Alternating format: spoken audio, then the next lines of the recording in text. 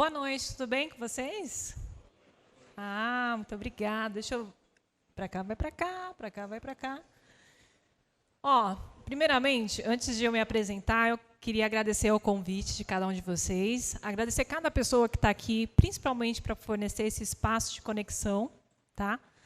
Muitos de vocês não me conhecem, alguns já me conhecem, né? Eu tive o prazer de ver alguns rostinhos aí. Algumas pessoas acabam me conhecendo de outros canais ou conhecendo a minha voz, porque hoje eu estou dentro de uma das maiores comunidades de ciência de dados do país, e a gente é um dos podcasts mais ouvidos de dados do país, então muitas pessoas não me veem, mas me conhecem pela voz. Se vocês não conhecerem, não tem problema, tá? Mas, bom, quem é a Monique Femme, né? É muito engraçado, porque quando eu recebi o convite de conversar aqui com vocês, automaticamente me veio o questionamento assim, né? Para a gente falar sobre a gente, eu geralmente falo com alguns amigos meus que às vezes é difícil a gente falar sobre a gente, porque eu acredito muito que a gente não é aquilo que a gente fala, a gente é aquilo que a gente faz, né? E muita gente fala muito e faz muito pouco. Eu hoje assumo uma posição dentro de uma das maiores comunidades de ciência de dados do Brasil e Machine Learning, que é mais conhecida como Data Hackers, e eu assumo uma posição chamada Head of Community Management, e, querendo ou não, essa posição foi uma posição criada para mim, então, possivelmente, eu seja a única mulher dentro do ecossistema de tecnologia que assume essa função, a partir do momento em que eu tenho uma função dentro dessa comunidade de expandir agora a América Latina. E, fora tudo isso, eu sou mãe, eu tenho uma criança de 10 anos em casa me esperando, eu me desafio no esporte, então eu luto Muay Thai, faço natação e corro de 10 a 5 quilômetros, faço algumas competições. E, ultimamente, nos últimos tempos, aí, eu tenho um desafio, que é a questão, uma capacitação voltada à locução para rádio e TV. E antes que vocês me perguntem por que eu faço uma capacitação voltada para a rádio, é obviamente porque o rádio é o único meio de tecnologia que, se amanhã a tecnologia acabar, é o único meio de comunicação que a gente vai ter. Então, se vier os The Walking Deads aí da vida, eu vou continuar mantendo o meu trabalho aqui para poder ficar conversando e falando com vocês. Tá bom? Então, primeiramente, eu quero que vocês deem uma salva de palmas para todo mundo aqui da Inovativos, né, porque permitiram que vocês estivessem aqui. E aí eles me deram a missão de falar sobre uma questão relacionada a dados e experiências personalizadas, né? Eu vim ali automaticamente de muitas áreas de tecnologia, passei por comunidades, conheci alguns rostos aqui que foram clientes de algumas empresas que eu já trabalhei. E a gente tem uma lacuna, hoje em dia, que a gente fala que é entre a área de tecnologia, a área de dados e a área de experiência. Né? Muitas vezes a experiência do cliente, experiência da inovação, tem as áreas de inovação, tem as áreas de tecnologia, e até me perguntaram aqui, enquanto eu estava aqui com vocês, o que é que eu vim trazer aqui hoje, né? E alguns foram mais otimistas, me perguntando, o que você vai falar de tecnologia, né? Os mais técnicos, obviamente, o que você vai falar de tecnologia para essa galera que está aqui?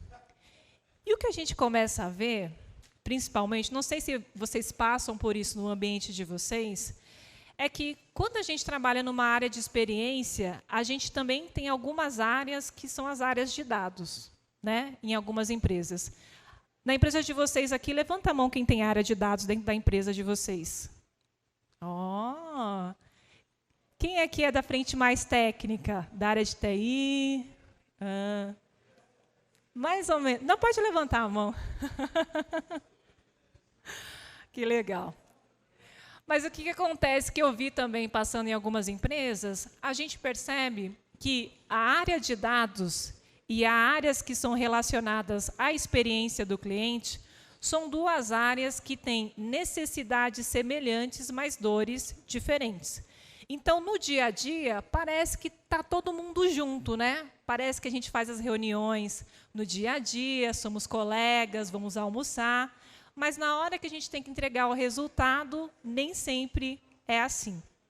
Então, a gente tem hoje, infelizmente, principalmente em empresas que também são centenárias, empresas que já nascem digitalmente, essa lacuna do relacionamento que se tem entre a área de humanas, né? Porque o brasileiro, querendo ou não, é um bicho criativo, né? Não é à toa que a gente tem um negócio chamado gambiarra. E a gente tem também uma frente voltada à área de dados, que é totalmente focada na questão do resultado, 0, 1, e tudo que a gente se relaciona, as questões relacionadas à tecnologia. E aí eu faço a pergunta para vocês. Quem chegou primeiro, a experiência ou o dado? Vou fazer já uma pesquisa. Levanta a mão quem acha que quem chegou primeiro no rolê foi a área de dados. Olha! E para quem acha que a área de experiência é que chegou primeiro dentro das organizações? Aí tem uns votos nulos aqui, né? Possivelmente são outras áreas. Qual que é a área? Na empresa chegou o dado. Aqui eles estão falando que quem chegou na empresa primeiro foi o dado, e quem chegou na vida, a experiência. Olha, você acha que a experiência primeiro? O cliente reclamou e foi saber. Agora eu vou fazer uma outra pergunta para vocês. Agora é uma pesquisa aqui. Levante a mão quem não tem tempo disponível hoje. Quem não tem tempo disponível. Fica com a mão levantada. Nossa, tem muita gente com tempo sobrando, hein? Quem não tem tempo disponível. Então, quem tem tempo disponível, levanta a mão, deixa eu ver. Existem alguns votos nulos ali, mas está tudo bem, né? Mas vamos lá. Quando a gente fala sobre essa questão relacionada ao dado, à experiência, sempre vai existir essa grande lacuna de entender de quem é a responsabilidade. A gente hoje tem um comportamento natural como ser humano, no nosso comportamento biológico, da gente transferir a nossa responsabilidade para outras pessoas e, automaticamente, a gente assume responsabilidades, muitas das vezes, que não são nossas, porque a gente sabe resolver aquele problema e, de repente, você está vendo que você tem, lá no seu backlog, uma série de problemas que não são seus, mas você está lá procrastinando para poder resolver, porque você sabe resolver esse problema. Quando a gente falava de inteligência artificial, a gente começou a falar em 1943, e a gente vê que nos últimos 20 anos a gente está vivendo o que a gente viveu quando o Google, né, trouxe para a mão das pessoas, assim como nós, meros mortais, a materialização do que a gente fala da inteligência de dados. Então, pela primeira vez, uma empresa, um pouco mais de 20 anos atrás, criou uma solução onde ela entregou, ali, teoricamente, o mecanismo de busca na internet, não que outras empresas não estivessem fazendo isso na época, e a gente teve a primeira experimentação da inteligência de dado na mão das pessoas. Isso, desde pessoas técnicas ou pessoas que utilizam até hoje a tecnologia, mas nem sabem o que está por detrás dessa frente. E aí, passou-se um pouco mais de 20 anos, veio uma empresa e criou uma solução, um produto, que também entregou na mão das pessoas, que a gente fala que é a materialização do machine learning, que é o aprendizado de máquina. Até meses atrás, a gente falava muito sobre inteligência artificial, agora a gente já fala sobre inteligência artificial generativa, alguns já falam no Gen AI, outros falam também na questão da computação quântica, e a cada momento a gente tem novas soluções sendo criadas para, teoricamente, que as pessoas possam consumir a solução e a gente poder capturar esse dado na outra frente. Entre essas duas lacunas, a gente tem uma experiência personalizada, porque eu preciso gerar uma ação para que, de certa forma, aquele indivíduo possa imputar em uma solução, em uma ferramenta, ali as informações para que eu possa fazer com que essa máquina aprenda e eu consiga trazer outras soluções personalizadas para elas. Então, quando eu perguntei para vocês, essa questão de, muitas vezes, a gente acaba, de certa forma, assumindo outras responsabilidades, que muitas vezes não são nossas, a gente percebe também que a gente, dentro da área de tecnologia, ou até mesmo na organização onde a gente está todos os dias, a gente acaba, literalmente, fazendo com que uma máquina aprenda todos os dias coisas novas e a gente não está disposto a sair da nossa zona de conforto para assumir novos desafios. Entre essa disputa, quem vem primeiro, se é o dado ou a experiência, cabe a cada um de vocês, que são os especialistas dentro da empresa onde vocês atuam, e principalmente dentro das áreas que vocês estão promovendo, serem os agentes de transformação. Porque a gente tem essa necessidade de imputar o dado dentro da máquina, mas a gente ainda não está disposto de aprender com ela. Ou seja, a gente está ensinando a máquina a aprender todos os dias coisas novas, mas a gente não está se desafiando a romper com novos desafios. Então, a gente vai continuar todos os anos, ano após ano, discutindo sobre novas tecnologias, e a gente ainda está discutindo o que vai salvar o mundo, se é a inteligência artificial ou se é o possível Robocop que vai aparecer nos próximos anos, né? Um robô, quem sabe, enfim. Opa. E aí, a gente tem uma questão que a gente fala sempre. Você já deve ter visto essa imagem aqui em todas as apresentações que as pessoas fazem sobre inovação, dados a todo momento e tudo que a gente acaba conhecendo. Mas a gente tem essa sensação de que, a todo momento, existem várias soluções, tecnologias que são criadas, que são geradas, e que está todo mundo buscando a informação e um dado.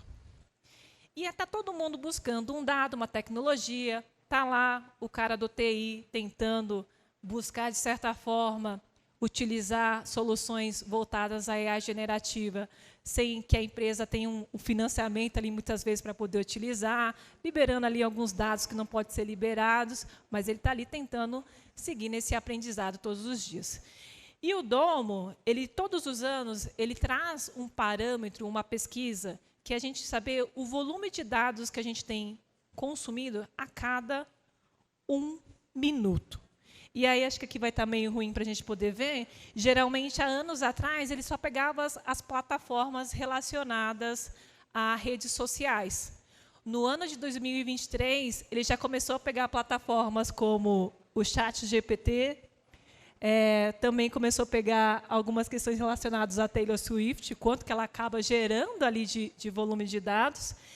E o Josh James, que também ele é o CEO e cofundador da Domus, ele fala que os dados orientam tudo o que fazemos, desde uma rápida pesquisa online ou o envio de um e-mail até a verificação de outras questões.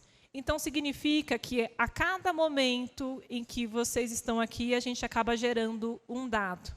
A gente gera um comportamento. E, hoje, a busca das empresas é para poder entender e capturar esse comportamento para que a gente possa, de certa forma, gerar ações que sejam mais personalizadas, né? Só que aí cabe a cada um de nós gerar esses inputs para essas informações.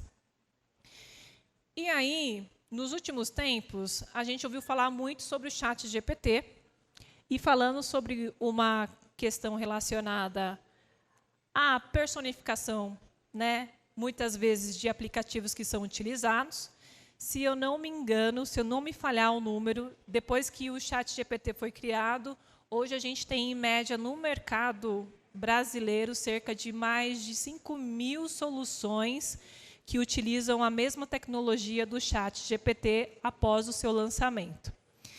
E o Google, que também não quer ficar de fora, e assim as outras empresas, como Microsoft, Google, essas grandes Big Techs, acabam, de certa forma, criando outras soluções, mas que no final a grande intenção é que a gente possa capturar o dado.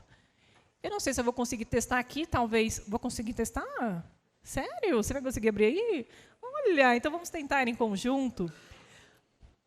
Você vai abrir? Você consegue clicar ali e conversar com o Gemini? Dá um clique aí. Espera aí que ele está carregando. Enquanto ele está carregando ali, a gente vai fazer um teste rapidinho, só para vocês entenderem essa interação. Vocês já utilizaram o Gemini alguma vez? Alguém já usou? Você já usou? Não. Possivelmente, já saberia que alguns de vocês não têm utilizado, porque o Gemini ele foi lançado esse ano pelo Google. Ele é o grande concorrente do ChatGPT. Ele entrega a mesma proposta do próprio ChatGPT, só que com uma diferença de personificação do dado, entendendo a necessidade do seu concorrente, trazendo para qualquer pessoa que possa acessar. O que eu ia tentar fazer com vocês é o seguinte. A gente hoje tem uma solução hoje no mercado, que é o Gemini. Ele é concorrente diretamente do ChatGPT. E quando você faz uma pergunta para o próprio site Gemini, independente de como ela seja feita, ele vai te trazer uma resposta. A grande diferença que a gente tem, principalmente comparando com o ChatGPT muitas das vezes, é que a forma como o Google pensou em te trazer a resposta, ela te traz uma ação totalmente personalizada, diferente muitas vezes quando você vai ter no bruto ali perguntando para o ChatGPT. O que isso muda na vida de cada um de nós? Muda que, a partir do momento que eu tenho uma ferramenta onde eu possa imputar um dado de uma maneira personalizada, tendo em base uma concorrência que está juntamente ali comigo, eu tenho a potencialidade de poder introduzir isso dentro do meu ambiente de trabalho ou em qualquer ação que eu possa ser colocada. A diferença é que a gente tem hoje, dentro da área de tecnologia, uma grande barreira, que é a questão de fazer boas perguntas. Quando a gente vai fazer a pergunta para o Gemini, e até mesmo dentro da área de comunicação, a gente fala que um bom comunicador é aquele que consegue transitar entre as áreas de maneira fluida e conseguindo modular o seu tipo de comunicação. Quando a gente utiliza plataformas como essa, a forma como você faz a pergunta é o que define a forma como você vai ter a resposta. Então, se eu faço perguntas mais genéricas, eu vou ter perguntas mais genéricas. Se eu faço perguntas mais elaboradas, eu vou ter perguntas mais elaboradas. E aí, trazendo um questionamento para vocês, é que, para que eu possa gerar uma interação personalizada com o meu cliente, eu preciso fazer boas perguntas para eu poder entender o comportamento desse mercado e desse meu cliente, mas, ao mesmo tempo, eu preciso criar repertório. E aí vai a pergunta para vocês, que são esses especialistas, se vocês estão realmente criando uma solução personalizada para que você possa ter esse grande repertório. E aí, uma das coisas que a gente sempre falou ao longo de muitos anos, que isso aqui, esse termo eu falo que já está até ultrapassado quando a gente fala sobre a questão da inteligência artificial e tudo que a gente está vivendo hoje em dia. Dentro da parte que se relaciona hoje, um dos fatores, ou termos, ou metodologias que podem serem utilizadas, a gente tem uma em específico que se chama First Party Data. Aí também tem o Third Party Data, tem o Second Party Data. A única diferença é a forma como que você vai trazer esses dados. No First Party Data, a gente vai ter que gerar uma ação. Acho que tinha um slide antes. Acho que faltou um slide. Deixa eu ver aqui. Está aqui. No First Party Data, você vai ter que gerar uma ação para que você tenha ali, ou saiba se você já tem dados existentes. Você vai ter que ter uma motivação, fazer com que aquele usuário possa imputar informação na sua ferramenta. Você vai ter que fazer a captura desse dado e depois você vai ter que gerar uma experiência personalizada. Então, para que a gente possa chegar dentro dessa frente voltada ao dado, existe uma longa barreira que precisa ser contatada. Então, não é simplesmente a tecnologia que vai te ajudar nesse processo. Você vai precisar mobilizar, muitas das vezes, o processo que relaciona a área do cliente. Você vai precisar entender quais são os dados que estão armazenados dentro do banco de dados de vocês. Vocês vão ter que falar, talvez, criar pesquisas que talvez não existam e gerar respostas que sejam eficientes. Mas a gente tem ali uma grande evolução de pessoas que começam a fazer esse processo, mas que param aqui, ó, na captura do dado. Aí ela vai lá, mobiliza, gasta milhões, bilhões de dinheiros e reais para que aquilo aconteça, e, de repente, quando você vai ver, tudo ficou como o Titanic afundado, a partir do momento que você capturou o dado e você já não sabe mais o que você vai fazer com isso. E aí, a gente tem a possibilidade de gerar uma interação, First Party Data, e, ao mesmo tempo, gerar o consumo para que eu possa gerar informações ou trabalhar com qualquer tecnologia que seja atrelada ao seu negócio, que pode ser desde uma solução mais simples ou até mesmo uma solução relacionada com uma inteligência artificial lá na ponta. Então, um exemplo do que muitas empresas fazem hoje em dia é simplesmente pegar uma ação. Então, eu posso produzir uma promoção, onde eu peço para o meu usuário ou para o meu cliente cadastrar o cupom dele, tirar uma foto, ou até mesmo imputar aquela informação dentro de uma plataforma, e depois eu posso gerar uma solução personalizada para ele através de uma metodologia, sendo ela o CRM, ou sendo através de uma estratégia que a própria empresa tenha, onde você tenha ali outras possibilidades de gerar uma interação personalizada. O que grandes empresas acabam fazendo hoje, por exemplo, eu peguei até aqui uma promoção de 2022, é promoções ali que se tem no dia a dia. Sabe, aquela da dona de casa, vai lá, cadastra notinha, compra o produto, e aí você chega lá e cadastra. O que a gente faz aqui é gerar uma ação para aquele indivíduo, onde ele entenda que, de certa forma, ele vai ter uma recompensa.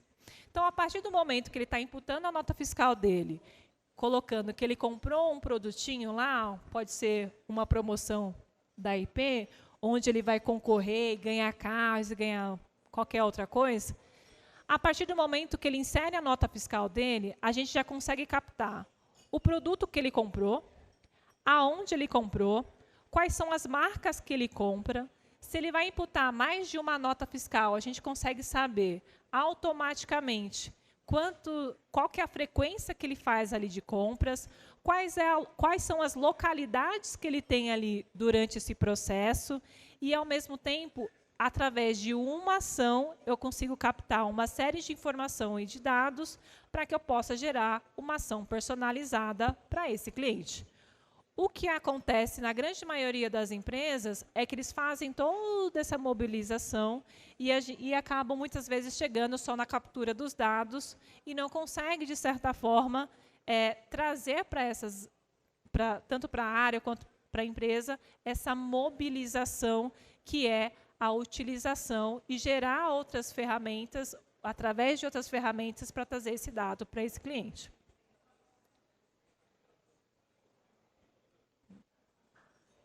E aí, antes de encerrar, a gente também se questiona sobre qual que é o futuro do dado, né? A gente tem uma série de ferramentas que estão sendo utilizadas dentro do mercado. A gente tem um time, teoricamente, que está ali frente a frente para que essas soluções aconteçam, mas a gente ainda se questiona como que a gente faz para que os times, as squads, as equipes estejam, teoricamente, juntas para que as coisas aconteçam. E o que a gente começa a perceber, e o que a gente acaba sempre falando, é que a tecnologia, em geral, ela sempre vai ser o meio. Mas cabe a cada um de vocês, dentro da posição e do papel que vocês exercem dentro da empresa de vocês, motivar a mudança para que possa acontecer dentro dessas organizações. A discussão de quem chegou primeiro, se é o dado ou se é a experiência, ela vai acontecer todos os dias. Mas a decisão de você assumir novos desafios e simplesmente resolver ou criar novos problemas vai estar dentro da camada humana. Então, por mais que a gente ainda discuta, né, eu até mesmo estando dentro da comunidade hoje, que a gente acaba tendo vários parceiros e várias indústrias que acabam buscando a gente vê que o grande problema dentro da área de dados, de tecnologia e do mercado, ainda assim é um problema de engajamento. Então, a gente continua dentro dessa frente para que todos os dias a gente possa motivar novas ações e para que vocês cheguem antes que o dado e entregar uma solução diferente. E aí, só para fechar um pouco a minha apresentação, o que eu sempre falo para as pessoas é que a diversidade ela é uma ação individual, mas de impacto coletivo. A partir do momento que você decide ser o agente de transformação e mudança, só assim a gente vai conseguir evoluir dentro da camada, seja ela tecnológica, ou seja ela numa camada mais humana. E é isso, tá, galera? Obrigada.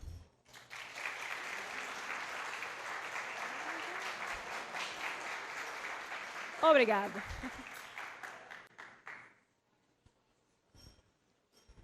Obrigado, Monique. Deu show aqui, viu? E aí, pessoal, a gente vai agora, similar ao último encontro, dar voz para vocês, né? Cada um daqui representa uma área estratégica da organização, uma empresa relevante, e a ideia é a gente poder trocar, ouvir, discutir dores, desafios, cases, né? Então, é para ser uma dinâmica bem natural. Eu e Ivan vamos articular um pouquinho no começo, chamar alguns nomes, depois levantem a mão, quem quiser falar, e aí a gente vai trocar e construir juntos mesmo uma discussão relevante, tá bom? E posso começar escolhendo uma persona, Ivan? Pode, claro. A Monique trouxe muitos insights relevantes, né, de como a gestão de dados pode contribuir para hipercustomização, jornada mais eficiente, fluida, inteligente. Só que tudo isso tem que estar aplicado a uma política de proteção de dados também, com transparência, que respeite a legislação. Então eu queria chamar a Samantha de PO do Mercado Livre.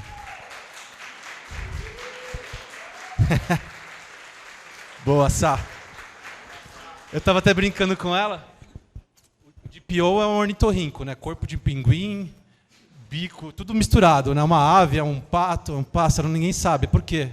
Formação jurídica, depois tem que aprender sobre tecnologia, legislação, uma constante atualização, né? Traz um pouquinho desse desafio e como hipercustomizar, mas sem tem que ser um deixar. Pouco nerd, né? Tem que ser um pouco nerd também, bastante, né? Meio geek. Tá contigo. Gente, eu parei... Eu parei na parte que eu pareço um corpo de pinguim, confesso. Bom, boa noite. Quero pedir que vocês peguem leve comigo, tá? Não foi combinado. Inclusive, tenho pessoas do Mercado Livre. Quem é cliente do Mercado Livre aqui, só para eu saber?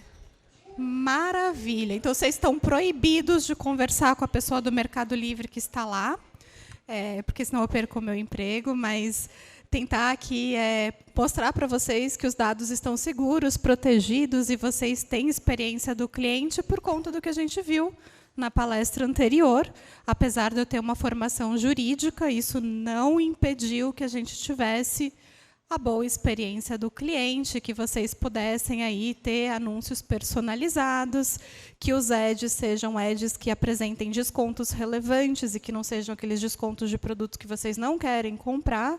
Sim, a gente quer agradar vocês e vocês são exigentes, né? E isso é o bacana do nosso mundo, né? A gente vai se acostumando com as coisas positivas que as empresas vão entregando para a gente, e a gente começa a ficar cada vez mais exigente. Um exemplo clássico aqui do Mercado Livre, também conectado com o que a gente estava vendo, né, sobre o caminho da experiência e dados. Hoje a gente não quer esperar 2 dias para receber a nossa mercadoria. O legal é receber amanhã, né? E isso por trás tem uma jornada de dados e tem uma coleta legítima. Eu não posso coletar o dado da localização de nenhum de vocês aqui se vocês não saberem para que eu quero essa informação, né? E assim, acho que vocês confiam que o Mercado Livre precisa do endereço residencial ou do endereço comercial para que a gente consiga traçar a melhor rota possível para entregar o produto cada vez mais rápido. E como a gente faz isso? É a experiência do cliente. Eu quero tudo muito rápido. Eu não quero mais esperar uma semana para receber o meu produto. E, por outro lado, eu vou usar, sim, IA generativa para poder calcular a melhor rota, a rota mais rápida, a rota mais eficaz. E, gente, não é fácil, né? Vamos lembrar que no nosso país, assim, às vezes tem trânsito pela rua, às vezes tem uma greve inesperada, às vezes tem uma passeata, enfim, tem obras, tem milhares de coisas que acontecem pelo meio do caminho. Se a gente pensar em, por exemplo, anúncios, quem aqui gosta de receber anúncios que não está nem aí?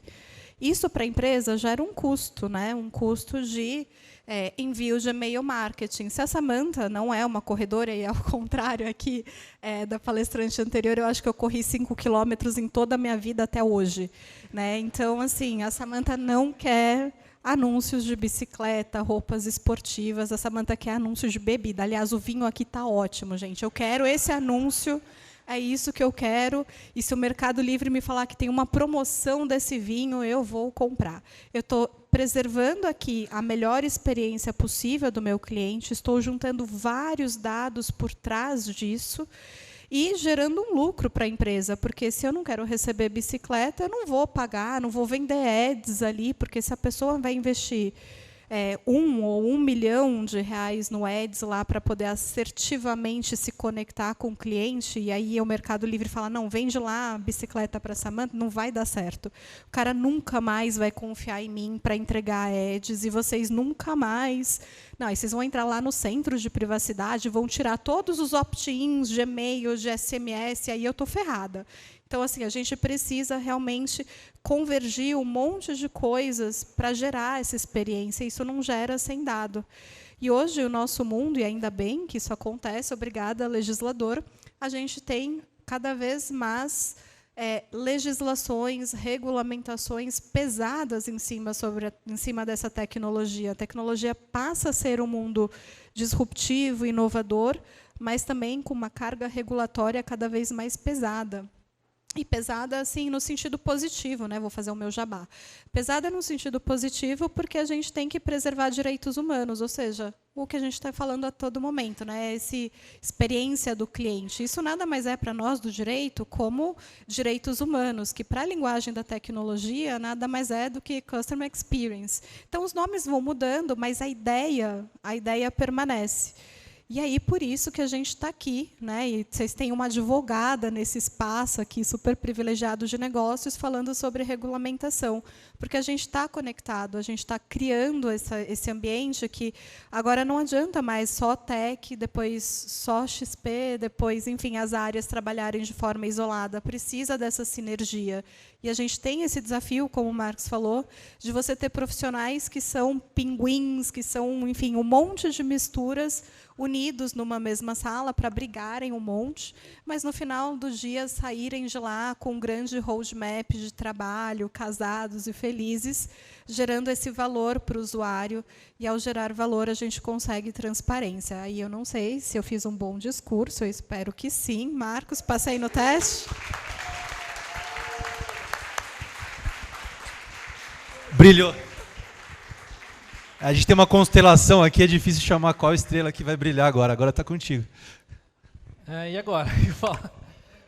Bom, acho que uma coisa que é importante, que até que foi dita na palestra, e que a Samantha também reforçou, cara, a gente tem que ser original nos dados. Assim. E quando eu digo isso, é meio que uma coisa que vocês já cansaram de ouvir. Assim, olha, vamos pegar os dados dos clientes, vamos olhar o que foi feito e vamos tentar criar inteligência.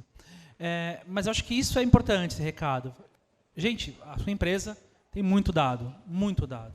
E até eu estava comentando, inclusive, sobre um dado do IDC, que é recente, falando que existe uma estimativa de que empresas, na média, é claro que isso pode variar de setor para setor, a gente usa 20% dos dados que foram coletados na empresa. Quer dizer, existem muitos dados que podem ser aprimorados e gerar inteligência. Até em função disso, eu gostaria de chamar o Wellington da Amaro, porque ele tem, inclusive, um uso que eu achei bem interessante, que eu gostaria que ele compartilhasse com a gente, tá bom? Uma salva de palmas para ele. Ei, pessoal, boa noite. Obrigado, Ivano. A gente viu, né, tem muito dado que é coletado quando a gente está fazendo alguma coisa, no caso num e-commerce, por exemplo, ou no atendimento ao cliente, os sistemas estão gravando lá e ocupando um monte de espaço em disco, né? E aí vai para a nuvem, o armazenamento é caro, se a gente pode fazer alguma coisa com esses dados, é melhor. Em algum momento lá na Amaro, ainda ali um pouco antes da pandemia, a gente começou a perceber clientes reclamando porque certas categorias de produto, a cliente comprava um tamanho, dava certo para ela aquele tamanho, uma saia, por exemplo, tamanho M.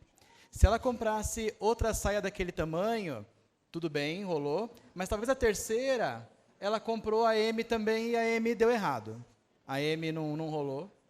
E quando a gente ia olhar, a cliente falava, olha, eu sou a mesma pessoa, eu não emagreci, eu não engordei. Tem alguma coisa na modelagem do produto. Então, a gente pensou que, poxa, se eu tenho os dados das clientes, as compras delas e os dados de quem abre uma devolução, eu poderia olhar essa jornada de compras mais devoluções e tentar sair com algumas conclusões em cima disso. Né? Então, a gente pegou ali uma base de mais ou menos 6 meses de compras e devoluções e a gente conseguiu associar esse comportamento de devolver algo que no passado tinha tido sucesso com esse gatilho de que, opa, isso é um indicativo, isso aqui denuncia, a gente chamava eles de breakpoints, de quebra ali, de grade, de tamanho, né, de modelagem, breakpoints de modelagem. E foi muito legal, porque a gente trouxe para o time de moda, imagina, um time que não tem a velocidade, às vezes, de um time de tecnologia, de mudar algo em um sistema, né? E do dia para a noite ter uma melhoria. Então, a gente levou para um time de moda indicadores, aí depois que a gente testou, validou, fazia sentido, aí a gente implementou isso mais em tempo real, mas a gente levou indicadores que mostravam para elas, olha, essas categorias elas têm muita ruptura de modelagem, muitos breakpoints, e vamos trabalhar essas categorias. Aí a gente saiu, Ivan, de mais ou menos categorias que tinham 30% de taxa de devolução para cair ali durante o decorrer de mais ou menos 8, 9 meses, para menos da metade disso. Às vezes para 1 dígito, sabe? Então, isso faz com que a cliente, na primeira compra, ela já acerte, ela não tenha que ter pós-venda. Se, de repente, para entregar algo para vocês custa R$15, gente, para receber de volta custa R$40. Os custos de reversa são muito caros, né? São muito altos. Então, olha só, usando um dado que já estava lá armazenado nos sistemas, a gente fez algo que está proporcionando otimização, produtividade, melhorias, e não teve AI nesse caso, sabe? Não era a época ainda que a gente falava tanto disso, mas não, foi realmente a gente usar a informação, fazer cálculo com essa informação, um colega muito bom do time de dados, estava falando, né, quem trabalha aqui, quem na empresa tem um time de dados, essa pessoa fez isso realmente com uma abordagem bastante prática, simplificada, e a gente gostou e incorporou isso no dia a dia. Trouxe rotina, mas acho que o melhor de tudo, né? Trouxe também com os dados mudança de projeto de produto, de atitude, de entendimento e acompanhamento. Então é legal olhar ali o bastidor, talvez está lá já o dado, Ivan, que dá para fazer alguma coisa a mais. Legal. Quer dizer, eu imagino, inclusive, que isso deve ter até melhorado a sua relação com os fornecedores das roupas, né? Sim, porque a gente passava, tem uma cadeia grande, né, de quem tem matéria-prima e também de quem produz os produtos no Brasil e em outros países. E a gente também pegou essa informação e agora que eu tinha ela, onde mais tinha esses breakpoints, eu falava, peraí, eu vou olhar agora por fornecedor, vou olhar por cor, por matéria-prima. Então a gente criou assim várias visões novas. Isso nasceu, tá, dentro de uma área de Customer Experience, foi na área de CX da Amaro que a gente teve esse insight. E um momento ali virou CX e Data, o nome ali da área, porque a gente realmente acabou sendo, acho que, dos maiores clientes do time de Data, com iniciativas como essa, né? Mas envolvia toda a cadeia. Se não fosse assim, acho que a solução, né, o plano depois teria menos impacto, sabe? Que legal. Isso é realmente um exemplo de como se empodera uma área de CX, sim, atendimento, enfim, né? Exato. Como esses dados que estão ali, vocês estão olhando? Tudo isso sem capturar nenhum dado novo. Só realmente calculando melhor o que já era capturado e usando. Maravilha, então. Muito obrigado, viu, Wellington? Ivan, obrigado, gente. Valeu. Pessoal, Agora a gente vai abrir também para quem quiser comentar, trazer um case, algum insight, alguma dúvida. Tem alguém do setor bancário que gostaria de falar? Setor financeiro? Fiquem à vontade, um de cada vez. Bruno? Boa.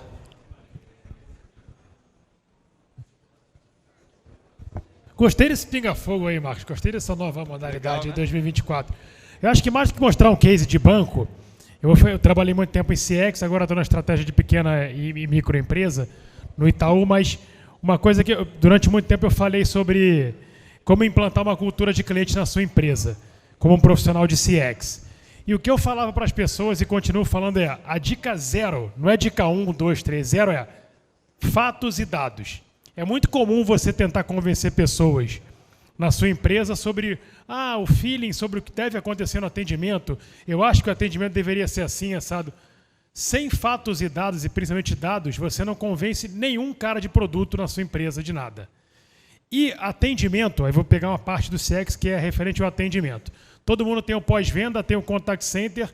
No fundo, o atendimento numa DRE, certo, Rodrigão? É custo. E custo alto no Brasil, porque basicamente o atendimento se dá por pessoas. Isso, almas, então pessoas. Então uma ligação custa X% de contact rate, por exemplo, custa tanto. E aí o que eu falo é o seguinte, sem ter dados, você não consegue dar um passo de CX à sua empresa e convencer ninguém. O que eu sugeriria para todo mundo, e principalmente no setor financeiro, aprendi muito isso, que gosta mais de dados do que talvez o normal.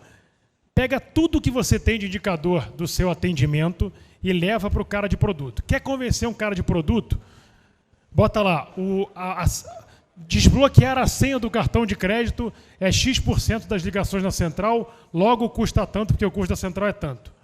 Quando você leva esse dado para uma pessoa, ela fala assim, peraí, então melhorar a jornada, certo, Alessandro, de desbloqueio de senha ou acessar o canal, tem tudo isso de ligação? Tem. E fazendo uma conta, dado que o custo da central é isso aqui, direto mais indireto, custa tanto o processo ou a jornada, como a gente gosta de falar, de acessar um canal do banco. Quando isso começa a aparecer mais de certa forma, rápido na empresa, as pessoas param e começam a entender o quanto vale a experiência do cliente. Então, voltando aqui no tema principal, Marcos, dados hoje para um profissional de CX, na minha visão, é quase que obrigatório. Numa área onde muita gente, eu brinco que atendimento, RH e marketing, todo mundo tem opinião. Tá, todo mundo acha que sabe. Mas quando você quantifica isso através de dados e leva para dentro da empresa, muito bem fundamentado e mostrando o viés financeiro de cada coisa, isso se transforma. E eu nem estou falando de tentar quantificar quanto vale um cliente feliz, lifetime value, etc. Só o custo já muda muito. Então, essa é uma experiência 1 que eu fiz. 2 que eu queria compartilhar aqui no mundo financeiro, Marcos. A gente recentemente teve um curso, está sendo dado para todos os executivos do banco, onde a gente foi um pouquinho mais além do uso tradicional do GPT, que muitos de vocês devem estar fazendo como eu, que é fazer perguntas, buscar respostas, ver como o GPT funciona. A gente pegou um problema de modelagem, pegou um Excel e jogou no GPT. Gostaria de saber quanto deveria valer a XYZ, um caso aqui, baseado numa série de dados históricos que eu tinha, que eu botei no Excel. Em menos de 30 segundos, o GPT sugeriu K-means, para quem conhece aqui um pouco de estatística, a modelagem K-means, agrupado em X variáveis. Eu acho que o preço deveria ser tanto. Eu fiquei olhando para aquilo e falei assim, cara, mas eu, como gosto de dados analíticos, eu sempre sento do lado do analista e peço para ele abrir o Excel. Quantas vezes eu peguei um erro que, tudo bem, é humano, um cara fez na rapidez de programar, de colocar ali, acessar a base SAS, que eu peguei na prática, peraí, mas parece que está errado. Não está batendo, não faz sentido esse dado. Deixa eu ver, está certo, Bruno, está errado aqui, deixa eu consertar. O GPT fatalmente não deve estar errando isso. Ele respondeu em 30 segundos algo que a gente demorava muito tempo numa planilha de Excel.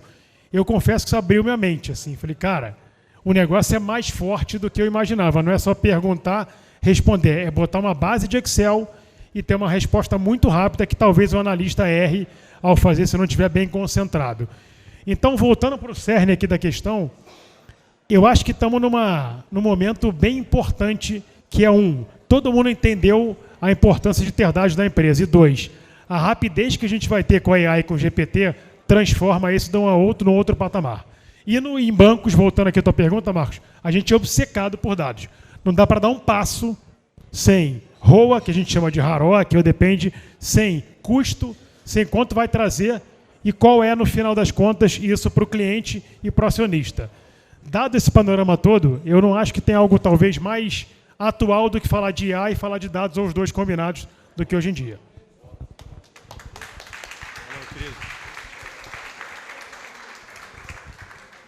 Bom, então, só para finalizar, eu gostaria de ouvir mais um último depoimento de alguém, enfim, quem quiser falar, está aberto, que pudesse contar um caso de uso diferente de dados, que melhorasse a experiência, ou mesmo um caso de uso que todos vocês conheçam, mas com um resultado fantástico. Eu gostaria de deixar aberto para quem quiser contar, inclusive, esse caso. Alguém levanta a mão? Bom, então eu gostaria de provocar alguém. Eu posso provocar o Eric, da Contabilizei? Pode ser, Eric? Salva de palmas. Eric, o microfone é seu. Boa, obrigado. Boa noite, pessoal.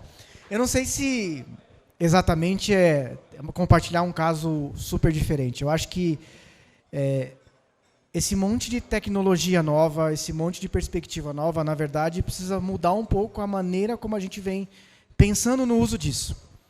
É como se a gente pudesse comparar usos antigos de clusterização de clientes, que todas as empresas usavam, e aí geralmente iam para as mesmas coisas e mesmo perfil, o que acabava resultando em clusters iguais em todas as empresas. E aí a gente não entendia por que o dado efetivamente não respondia à jornada ou não respondia à necessidade da companhia em relação ao que ela estava buscando de resultado.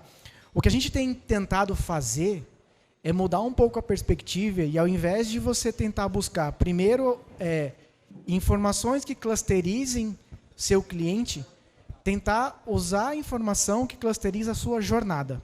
E, a partir dela, você começar a cercar itens ou pontos mais específicos que aí possam trazer respostas mais assertivas naquilo que você deve fazer. Isso só vai funcionar se também a empresa tiver uma outra cabeça de comportamento, onde especificamente esteja aberto à discussão, você eventualmente ser um pouco menos eficiente à companhia e um pouco mais pró à jornada do cliente. Pensando que, na medida em que a gente constrói experiência, constrói jornadas, a gente está falando de propostas médio e longo prazo. Então, não adianta uma mecânica de dados super apurada, não adianta você ter toneladas de informação que te respondam coisas de 3 meses, ou que vão clusterizar exatamente o que você nem precisaria de tudo isso de tecnologia para clusterizar.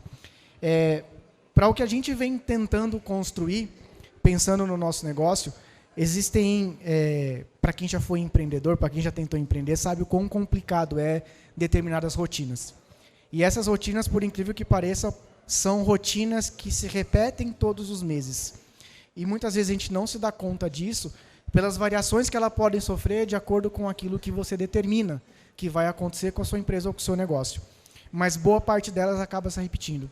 Então, o que a gente vem tentando fazer é um pouco de cruzamento dessa jornada, não pelo perfil do cliente, mas pelo perfil da jornada em que ele acaba se inserindo.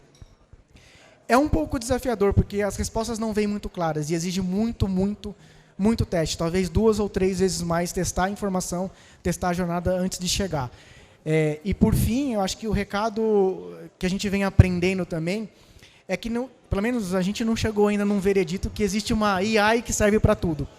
Cada ponto de jornada é diferente, cada necessidade é diferente e, provavelmente, cada um desses pontos vai exigir uma inteligência diferente. O segredo está em como você combina tudo isso para poder fazer funcionar. Acho que é um pouco do meu... Deixa eu te perguntar uma coisa, Eric. Assim como a Samantha, por exemplo, havia comentado, e o próprio Marcos provocou, a gente tem aqui, por exemplo, profissionais que acabam tendo outras expertises, né? Acabam tendo outras habilidades. O que você enxerga, por exemplo, de habilidades, talvez para o futuro, no médio e longo prazo, para quem atua na área de CX, por exemplo? Você citou aqui muito conhecimento sobre dados. É mais ou menos nessa direção? para quem vai atuar em CX, conhecimento de dados, eu diria que hoje é fundamental. Sem isso você não, já não é mais um adicional.